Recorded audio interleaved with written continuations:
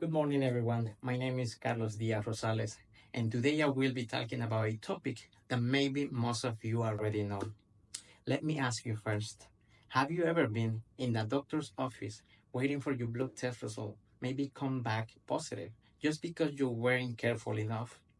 This is the reality for many of those people who haven't practiced safe sex. And yes, I'm talking about the benefits of practicing safe sex and the use of condoms.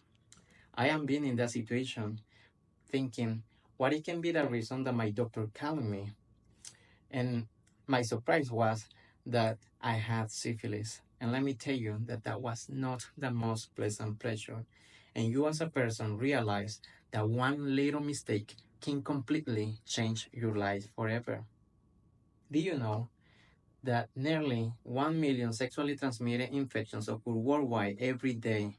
In the US, nearly 20 million sexually transmitted infections occur every year, and these are only the cases that has been reported. But what about all those cases that never come to light or have never been reported just because people feel ashamed of going to a hospital and get tested? So, today, I am here not to force you on what you should do, but instead of that, to make you aware of the risk that you may face if you don't use condoms, and also if you don't use the safe practices for safe sex, not only for your own health, but also for the well being of society.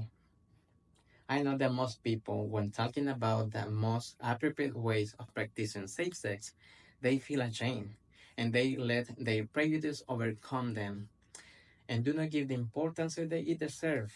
Like thinking, if I use condom, that will reduce my pleasure during sexual intercourse.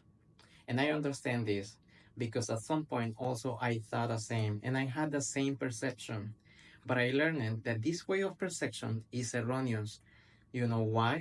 Because it can increase the risk of acquiring sexually transmitted infections. According to the CDC, the Center for Disease Control, the correct and constant use of condom can highly reduce the risk of contracting HIV by 85%. Also, condoms can can prevent of acquiring other STDs such as chlamydia, gonorrhea, and guess what? Also syphilis.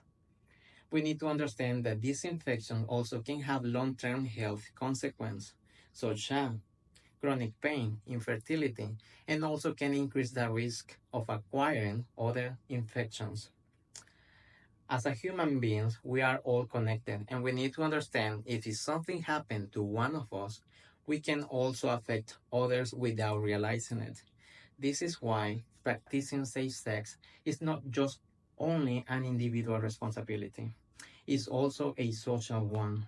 According to the World Health Organization, practicing safe sex and preventing sexually transmitted infections are essential public health goals.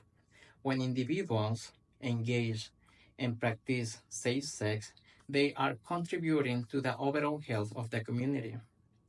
Finally, I consider that practicing safe sex prevents sexually transmitted infections, also enhances the emotional well-being of society, also contributes to the overall health of the community. If any of you in the audience feel identified with any of these arguments that I presented today during this speech, and if you are thinking, maybe I should take one of those arguments and put it in practice on my sexual life, let me tell you that you are making a responsible choice, not only for your own health, but also for the health of those who are around you. And let me tell you, the benefits of practicing safe sex and encouraging others to do the same are enormous. I, as a person who has experienced the trauma of having sexually transmitted infection in the past, I want to encourage you to work together to create a healthier and safer society.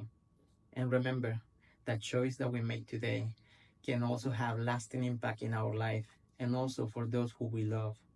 So I think it's the time to start wearing these little things to prioritize the safety of our family, friends, and community and be part of the solution that can create a healthier and safer environment. I want to thank to everyone for taking the time of listening this speech. Also, I want to give a special thanks to Professor Greco. Professor, your class was great. I really learned a lot about public speaking during your class, and thank you again for all the topics and tips that you gave us during this class. Thank you to everyone. Have a wonderful day, and God bless you.